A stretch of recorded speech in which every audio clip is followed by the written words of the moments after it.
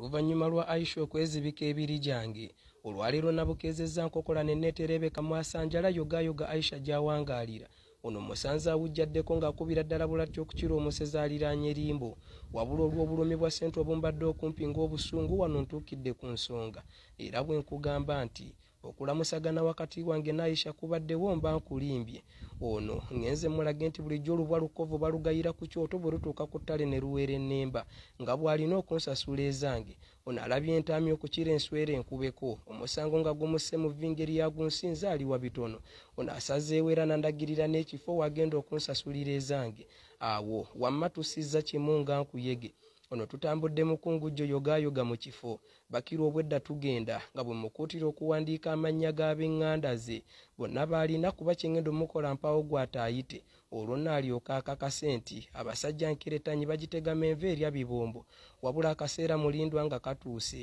ono ng'amaze okweteekateeka ze ngenza okwekwatakwata nga stokes ezinasamba omupiira guno nazeerabidde waka awo nno bwe nkitegeeredde nti bino bisusse embwa weeyotera ne bidda gonja waakalira